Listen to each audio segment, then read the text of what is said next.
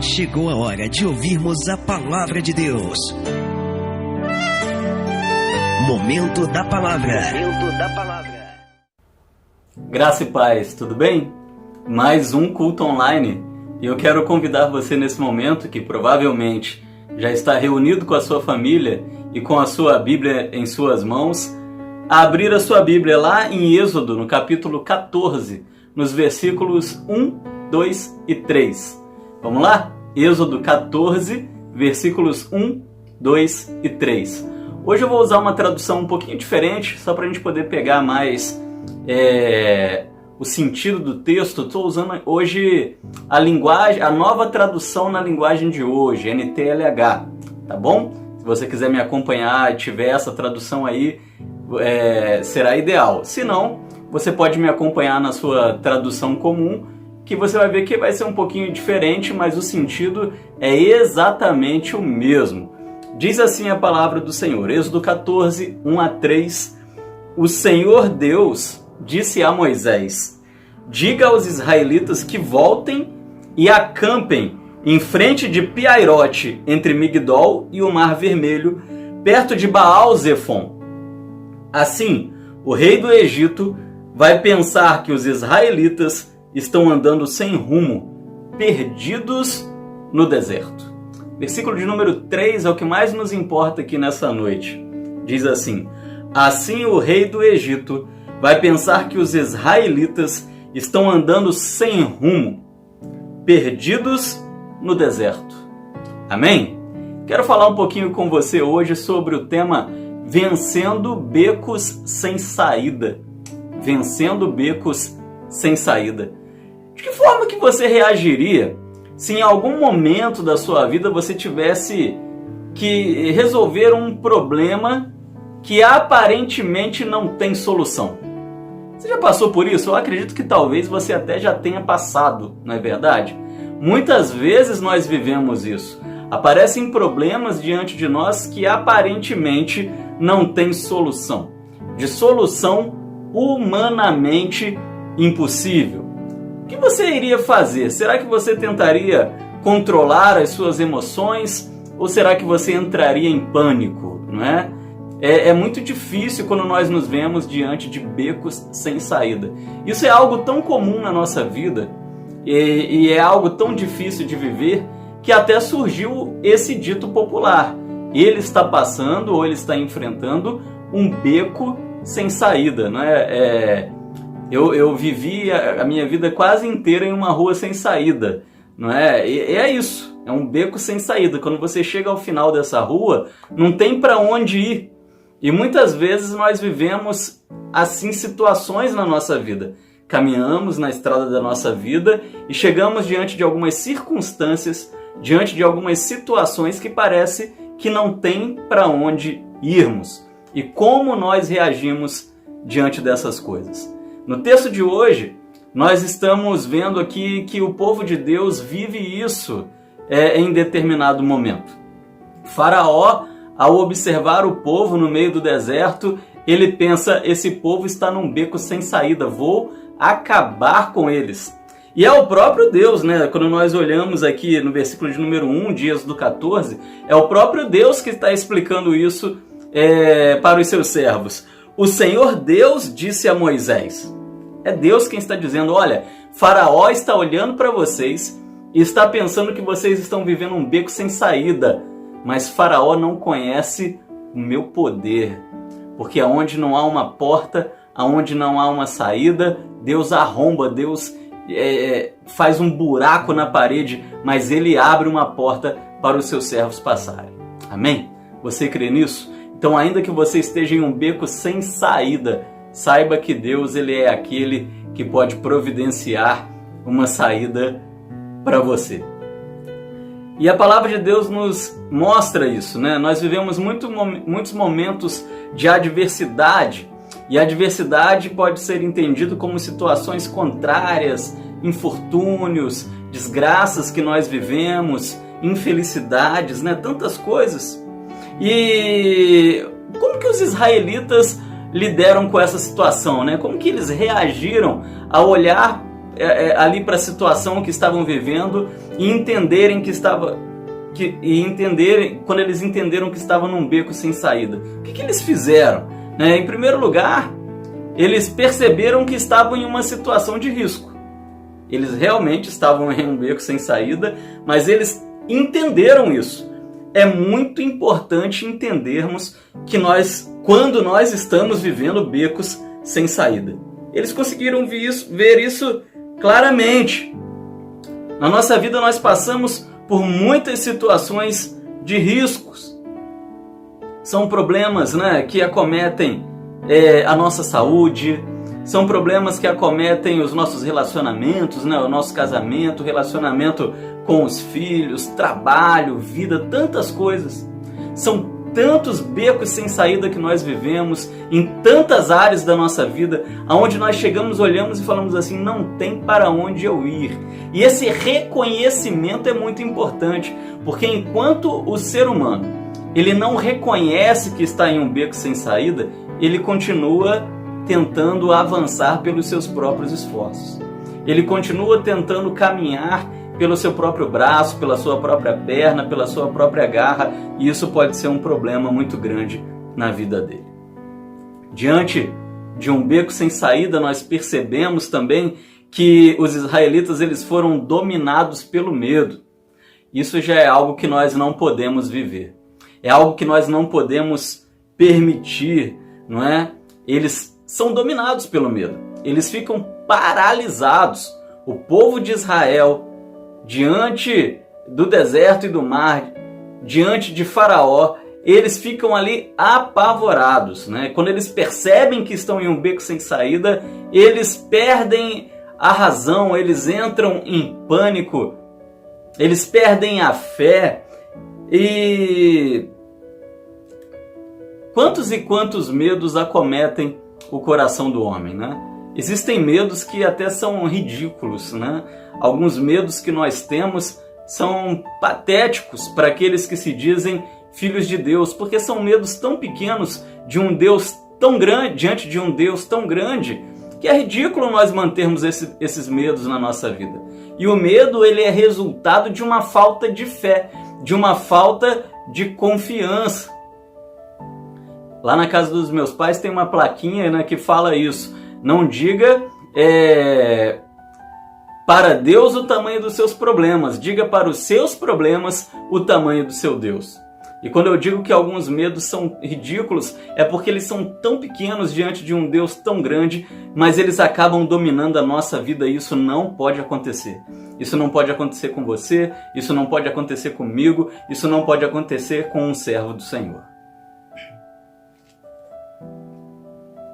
Nós precisamos entender que o medo ele não é uma reação patológica. E o que isso significa? Ele não é uma enfermidade, ele não é algo biológico, ele não é algo natural. Mas o medo, na verdade, ele é um instrumento de proteção. Desde quando o ser humano vivia nas florestas, vamos dizer assim, quando nós não tínhamos cidades tão protegidas como a nossa, onde os leões andavam por dentro das cidades. Nos tempos bíblicos era assim. Muitas vezes os leões, as feras, a Bíblia fala sobre as bestas, na verdade são animais selvagens que entravam na cidade e matavam pessoas. E muita gente ali tinha esse medo, de encontrar um leão na rua, de encontrar uma fera na rua, um leopardo na rua.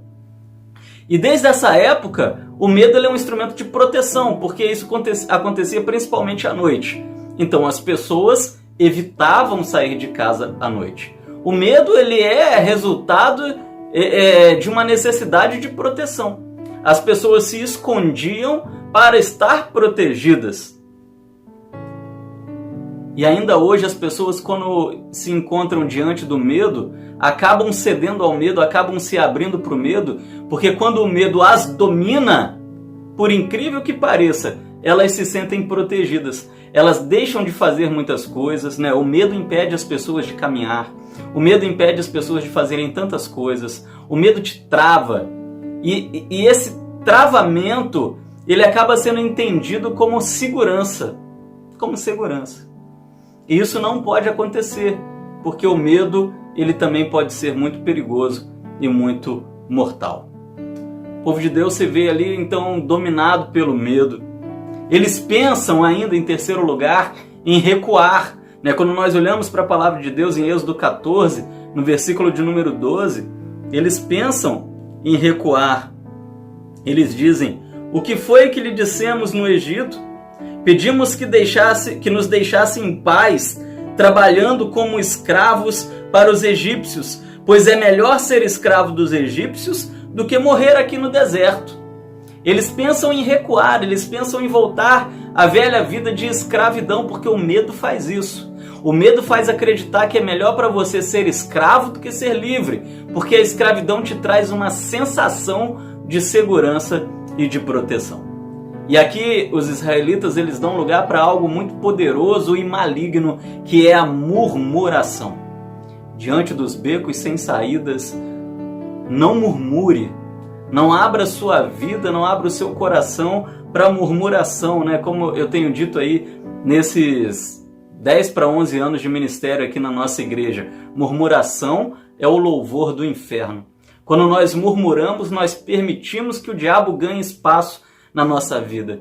E aquele povo começa a murmurar. O povo de Deus começa a murmurar. E a murmuração, ela na realidade, ela revela, sabe o quê? Falta de fé em Deus. Ela revela falta de confiança. Aquele povo que já tinha visto tantas coisas maravilhosas, eles agora demonstram que não confiavam ainda no Senhor. Viram os milagres, viram as pragas, viram tanta coisa, mas eles demonstravam que ainda não confiavam totalmente no Senhor. Quais são as atitudes, então, que nós devemos tomar quando não existem mais saídas? Quando você aí na sua vida chega em uma situação que você entende que não tem mais saída para você, qual é a reação que você deve tomar? Primeira reação: evite o pânico. O medo é normal, o pânico é infernal. Ficou legal isso, hein? Repete aí na sua casa, o medo é normal, todo mundo tem medo. O medo é normal, o pânico é infernal. E na realidade, os israelitas, diante de Faraó, eles não estavam com medo, eles estavam em pânico. Porque somente o pânico é capaz de fazer alguém desejar voltar a uma vida de escravidão. Eles eram espancados no Egito, tratados como animais. E mesmo assim eles preferiam essa velha vida. Eles estavam começando a preferir essa velha vida do que avançar diante daquilo que Deus preparava para eles. O que nós devemos fazer quando parece que não existem mais saídas para nós? Olha, além de enfrentarmos o pânico, nós também nunca devemos desistir de clamar. Nunca deixe de clamar. Quando nós não encontramos a solução para os nossos problemas, nós devemos clamar a Deus. E nós sabemos que clamar é diferente de orar. Clamor e oração são duas coisas diferentes. A oração está dentro do clamor, mas ela não é a mesma coisa. A oração é uma conversa com Deus, a oração ela é um diálogo com Deus, mas o clamor é quando nós conversamos com Deus e nós imploramos pelo seu agir. O clamor, ele coloca você dentro do clamor, você abre o seu coração, você derrete o seu coração, você se entrega, você se rende completamente diante do Senhor. O clamor, ele é um derramar diante de Deus. Todas as vezes que Deus fez algo tremendo pelo seu povo, milagres extraordinários, normalmente o povo estava se voltando para o clamor, para as orações, mas principalmente para o clamor. Deus havia intervido na vida desse povo, que nós estamos estudando aqui nessa noite, por meio do clamor. Eles eram escravos, eles clamaram no Egito que Deus enviasse um libertador, E Deus ele envia Moisés e agora a incredulidade cega esse povo ao ponto deles desejarem voltar à vida de escravidão. Mas eles clamaram, e quando eles clamaram, Deus ouviu o clamor deles, enviando Moisés. Israel clamou e Deus os ouviu. Ana clamou e Deus a ouviu. Veja que oração e clamor não é a mesma coisa, olhando para a vida de Ana. Ana chorava, Ana se derretia diante do Senhor ao ponto de que o sacerdote Eli, ao olhar para Ana, pensa que ela está embriagada, pensa que ela está bêbada, porque ela chorava, ela soluçava diante do Senhor. Havia uma entrega verdadeira, genuína, uma entrega grande. E Deus responde à oração de Ana e lhe dá um filho, que é algo que ela tão desejava, o profeta Samuel, um homem poderoso de Deus. Jonas clama ao Senhor. Ali dentro, daquele peixe, Jonas ele clama a Deus. Ele implora para que Deus o tire daquela situação. E Deus muda a realidade de Jonas. Moisés clama ao Senhor em vários momentos. Esse é o momento onde Moisés deveria clamar a Deus, como líder do Senhor. E na realidade, ele clama, não é? O clamor, ele atrai o mover de Deus. E olha só, eu pergunto para você nessa noite. É uma reflexão que serve para mim, serve para você também. Orar nós oramos, Às vezes nós oramos mecanicamente, às vezes nós oramos religiosamente. Mas qual foi a última vez que você clamou a Deus? Que você se derramou, que você se derreteu, que você se entregou a Deus? Qual foi a última? Se alguma vez na sua vida você já clamou ao Senhor? Alguma vez na sua vida você foi além da oração? Você chegou ao clamor? O clamor, ele atrai o poder e o derramar e o milagre de Deus sobre as nossas vidas. Entre as atitudes que nós devemos tomar quando não existem mais saídas, com certeza está o clamor. Mas com certeza também quando não há mais saídas para nós precisamos controlar o medo. Moisés ordena ao povo no versículo 13, na parte A, que o povo não tenha medo de Faraó.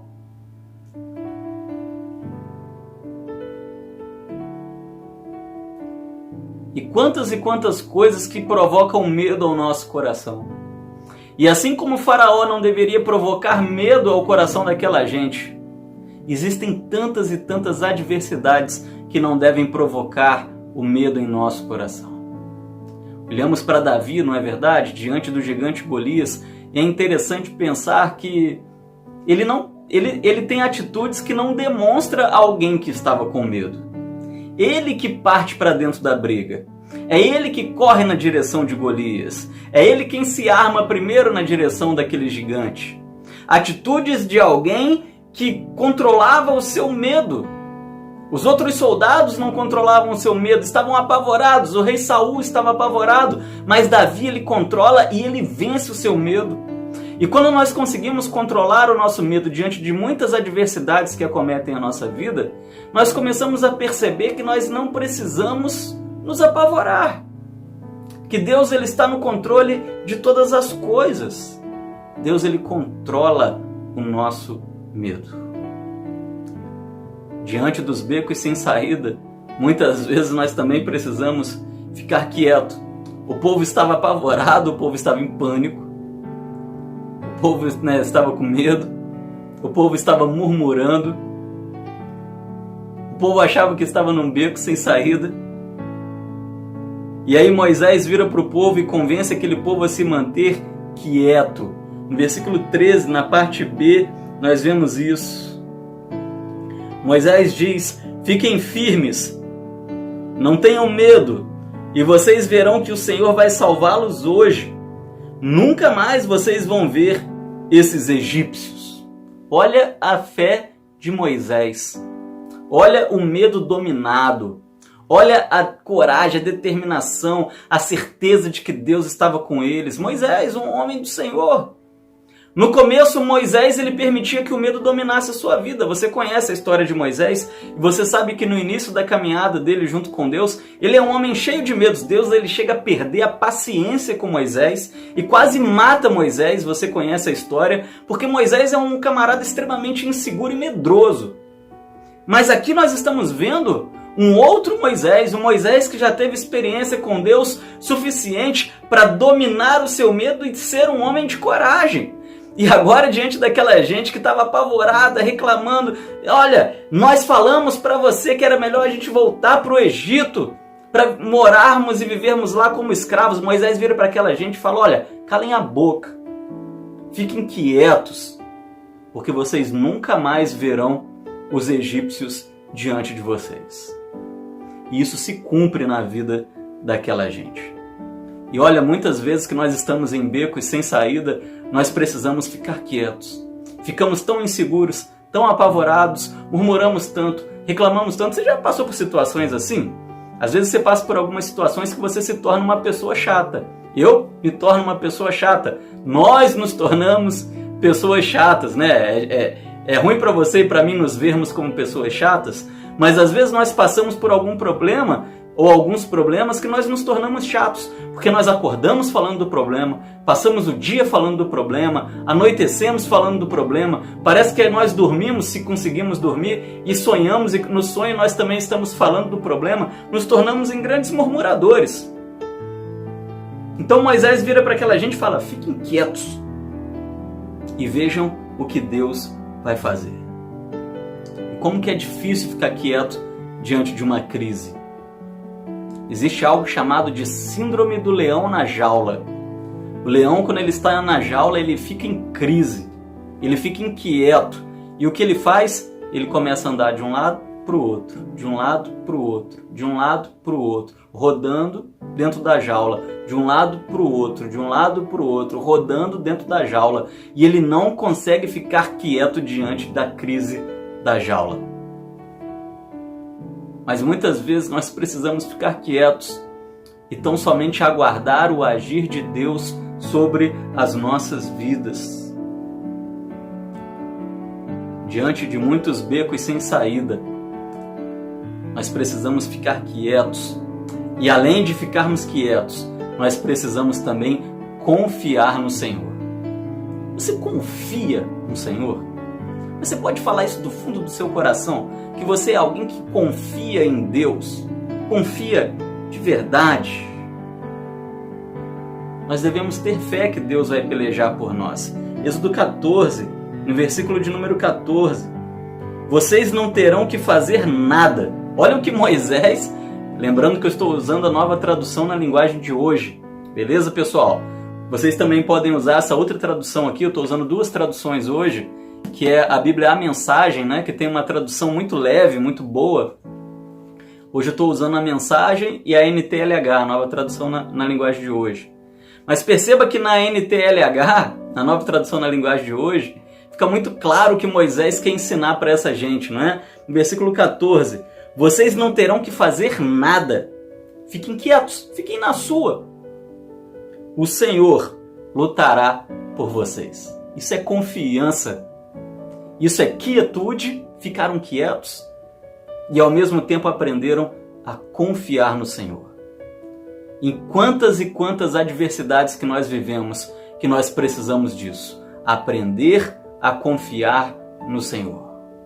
Quando eu olho para a minha própria vida, eu observo dezenas e dezenas de angústias já vividas e que na realidade, quando elas chegaram ao seu ápice, acumularam na minha vida, não significaram nada, porque Deus ele entrou com seu agir e elas não deixaram nenhum arranhão na minha vida. E se você puxar pela sua memória e pensar comigo, você vai se lembrar disso também. Quantas e quantas situações na sua vida que você se descabelou, que você puxou os seus cabelos, ficando quase careca, e esse desesperar não serviu de nada, porque Deus entrou com o seu agir e o Senhor lutou por você. E assim como Deus fez no passado, fez com esse povo, já fez algumas vezes na nossa vida, Ele continua fazendo. Eu não sei o que você possa estar vivendo aí, olha, não se desespere, confie no Senhor, aquieta o seu coração, O medo é normal, né? O medo ele é um contraponto da fé. O medo precisa ser vencido para a fé prevalecer. Mas o pânico não é de Deus. Não deixe o pânico dominar a sua vida, mas sim confie no Senhor, que Ele entrará com providência e você vai vencer qualquer adversidade na sua vida, qualquer beco sem saída da sua vida. Diante de becos sem saída, nós precisamos aprender, por mais contraditório que pareça, a seguirmos em frente. Pastor, mas o beco é sem saída. Mas Deus manda eu seguir, então eu vou seguir. A ordem de Deus para o povo de Israel foi: por que clamas a mim? Diga ao povo de Israel que marche. Êxodo 14, versículo 15, na parte B. Mas pastor, diante deles estava um mar. Eu sei. Atrás deles estava Faraó e o exército. Eu sei. Mas e daí? Deus mandou eles marcharem, Deus mandou eles avançarem. E diante dos nossos becos sem saída, nós precisamos aprender a ouvir quando o Senhor ele nos diz: continua andando. Mas pastor, eu vou bater a cara na parede porque o beco é sem saída. Não importa, Deus mandou marchar. Vai embora, vai para frente que Deus vai dinamitar essa parede e você vai passar. Siga em frente, diga ao povo de Israel que marche. Saiba que você é do tamanho da sua perseverança. Aqueles que perseveram na fé se tornam gigantes em Deus. Nós vemos esse contraponto com Pedro e Judas. Judas ele erra, e o seu erro é muito parecido com o erro de Pedro, né? Pedro não entrega Jesus para os soldados, mas Pedro também traz Jesus, assim como Judas traz Jesus. Só que Judas desiste da caminhada e Pedro não, e Pedro é um dos pais da igreja, né? Um dos pais da fé. Você é do tamanho da sua perseverança. As adversidades podem chegar, você pode se sentir fraco, você pode se sentir pequeno, mas continue avançando. Continue avançando. Se não der para voar, corra. Se não der para correr, ande. Se não der para andar, se arraste, mas nunca deixe de continuar perseverando com o Senhor. Nós vemos ainda que diante dos nossos becos sem saída, nós precisamos aprender que nós temos a autoridade espiritual. Moisés ouve a voz de Deus e coloca a sua autoridade espiritual em prática. Ele usa aquele cajado que Deus lhe entrega. Ele toca aquele mar e o mar se abre diante da autoridade espiritual que Deus revestiu Moisés, mas saiba que Deus também reveste a minha e a sua vida de autoridade espiritual. O problema é que muitas vezes nós estamos muito aquém na nossa vida espiritual para nós vivermos o extraordinário de Deus, e nós precisamos renovar a nossa vida espiritual para vivermos coisas extraordinárias com Deus.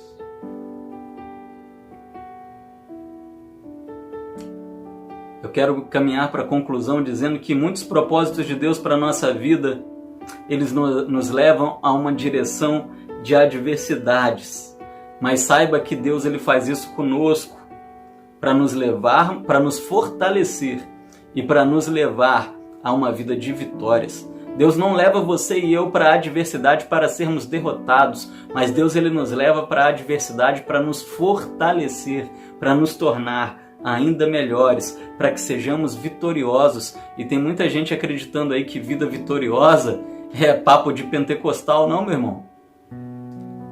Se Deus ele não tivesse uma vida vitoriosa para você e para mim, ele não teria ressuscitado naquela cruz, mas ele teria deixado que a cruz tivesse a palavra final na sua morte. E Deus ele não faz isso. Deus ele dá a palavra final sobre a cruz e sobre a morte. E Deus ele vence a cruz, Deus ele vence a morte. Jesus Cristo ele conquista a morte, ele vence a morte para que você e eu possamos ser vencedores nesse exército de Cristo Jesus. Para que o inimigo saiba que o Senhor é o único Deus. É interessante, meus irmãos, quando eu olho para esse texto, algo fica muito claro na minha vida. E no versículo 31 do Êxodo 14 dá para perceber isso. que a intenção de Deus era mostrar para Faraó, o rei do Egito, o seu poder. Porque Faraó escravizou aquela gente, mas Deus queria mostrar para eles o seu poder.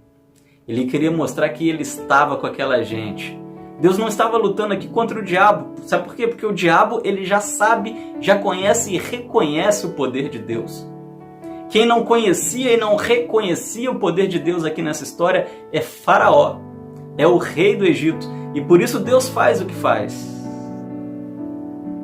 Saiba que diante dos nossos becos sem saída, diante dos nossos inimigos, dos nossos adversários, Deus ele mostra para os nossos adversários, Deus ele mostra para os nossos becos sem saída quem Ele é.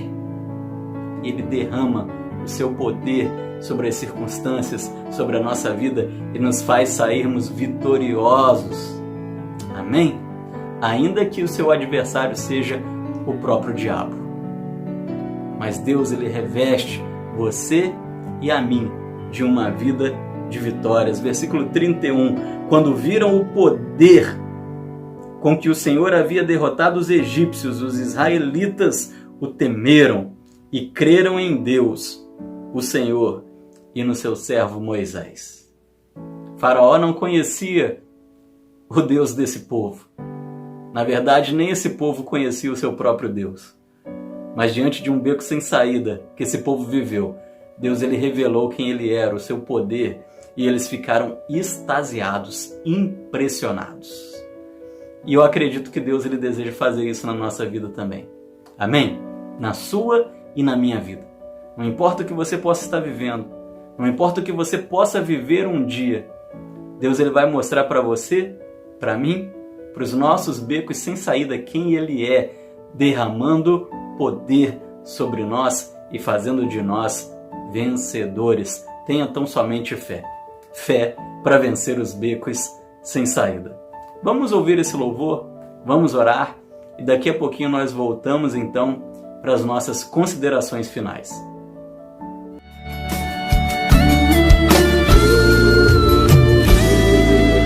Bem distante eu te vi, parado à beira do caminho, cabisbaixo e sem direção, se sentindo tão sozinho, coração batendo angustiado em seu peito. Você vive maus momentos,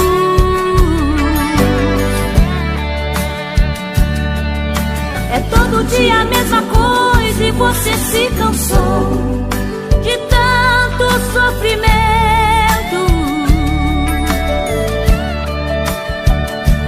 Mas eu declaro que chegou a hora e Deus vai tirar você desse vento.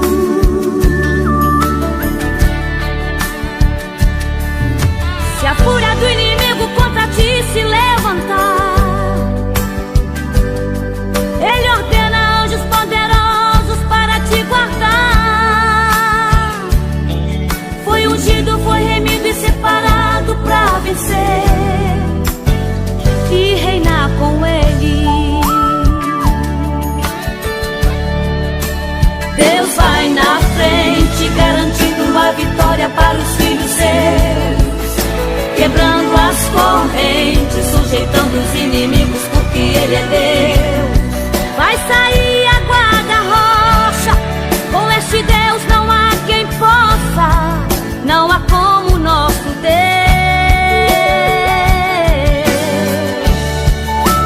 Lá no Egito trouxe as pragas e humilhou o tal de Faraó, exaltou a Israel e fez saber que aquele povo não estava só. Mas a morte vira vida, pra tudo tem uma saída, não há Deus como esse Deus. Elohim, El Shaddai, Adonai, adore o nome dele. Ele é Deus verdadeiro, Ele te amou primeiro, te levanta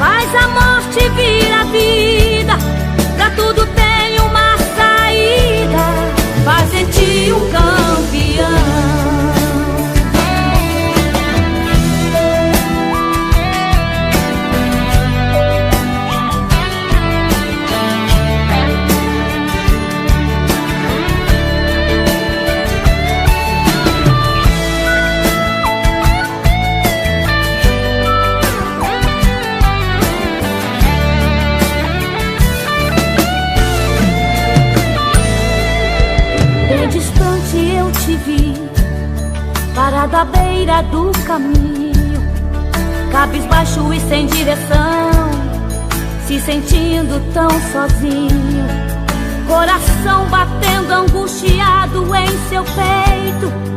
Você vive maus momentos.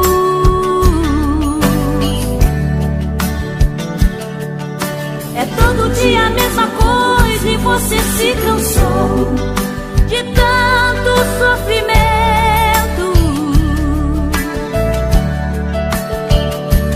Mas eu declaro que chegou a hora e Deus vai tirar você desse vento.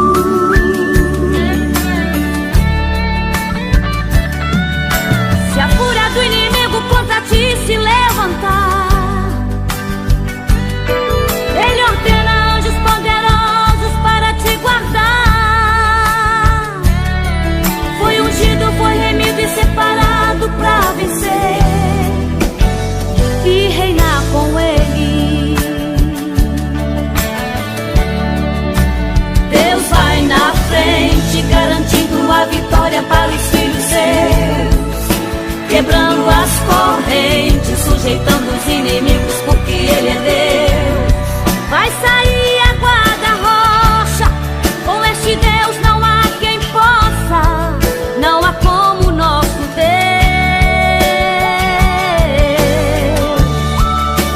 Lá no Egito trouxe as pragas e humilhou o tal de Faraó, exaltou a Israel e fez saber que aquele povo não estava só.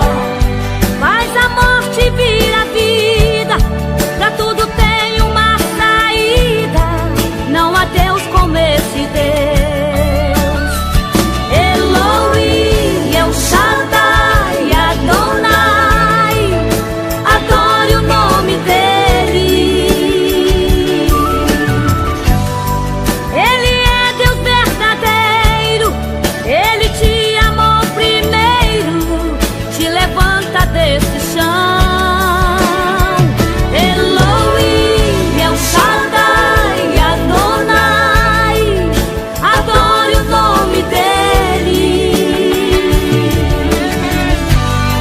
Faz a morte vir a vida, pra tudo tem uma saída, faz de ti um campeão. Faz de ti um campeão.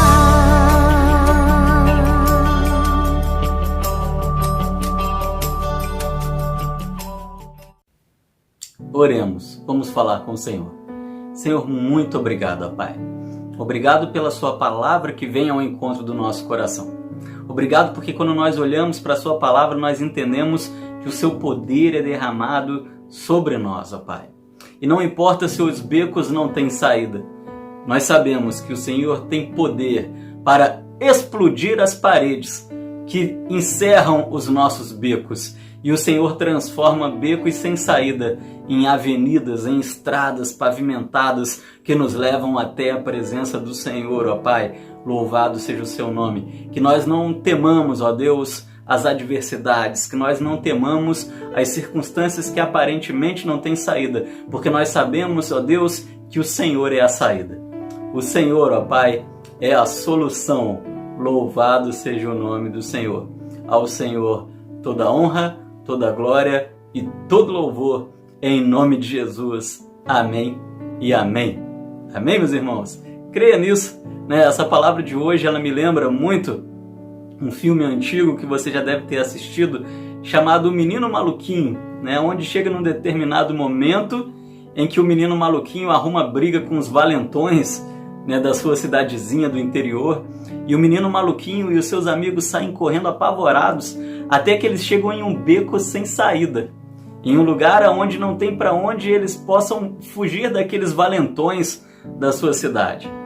E no momento ele ouve uma voz e ele confunde essa voz com a voz de Deus, e de repente uma corda cai diante deles, né, uma escada, e eles olham para cima, porque de um lado não tem saída, do outro não tem saída, na frente está o inimigo, atrás tem a barreira que encerra o seu caminho, e de repente cai uma escada do céu, não é? E é o avô deles, e acaba os salvando, né, daquele beco sem saída.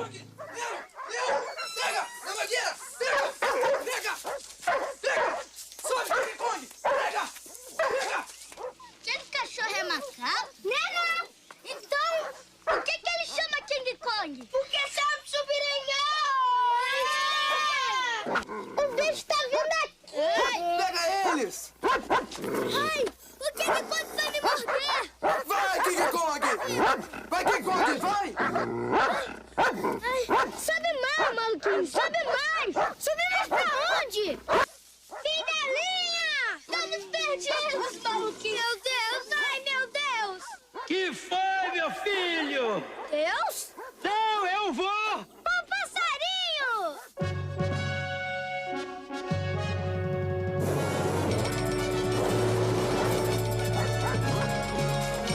Estamos salvos! Estamos salvos!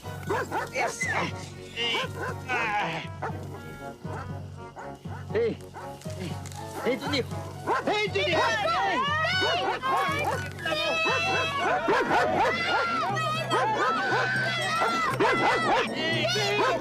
Esse é o cachorro!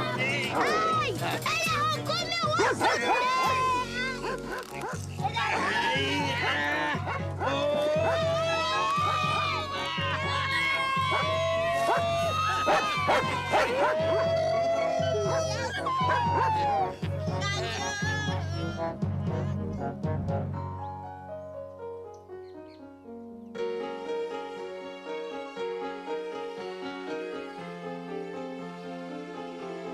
Quando você pensar que está num beco sem saída, quando você olhar para um lado e não ver saída, quando você olhar para o outro e não ver saída, olhar para frente, ver os inimigos, olhar para trás e ver barreiras, olhe para cima, porque certamente o seu socorro virá do alto, virá de Deus.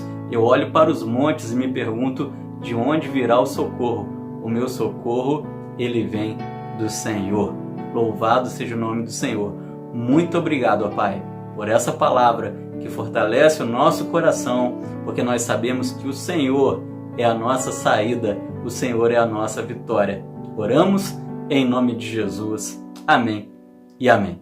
Meus irmãos, nós estamos encerrando, lembrando que estamos já muito próximos de voltarmos aos nossos cultos presenciais. Dia 4 de outubro, provavelmente, nós voltamos.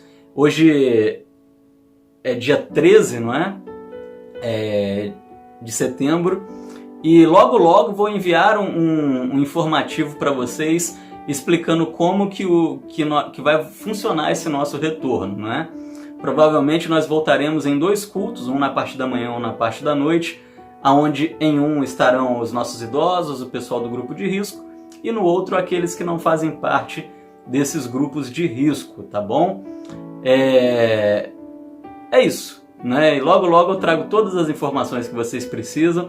Atenção, liderança, logo eu convocarei vocês também para uma reunião de liderança, não é? Para que nós possamos estar traçando o nosso retorno, tá bem? Deus abençoe a todos vocês, né? Nós estamos já com muita saudade, muita vontade de estarmos juntos.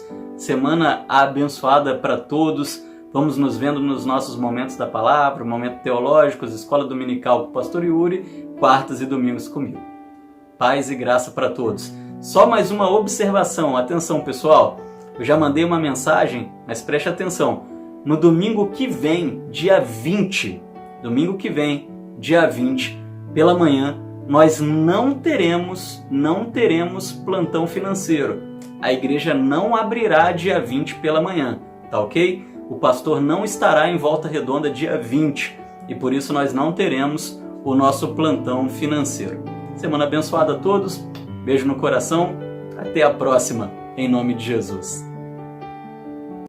Que o Senhor te abençoe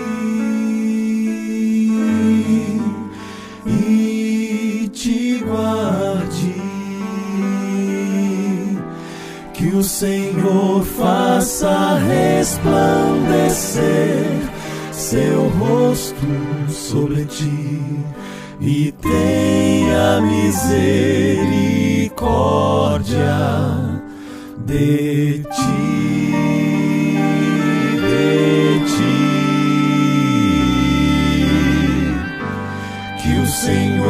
sobre ti levante o seu rosto e te dê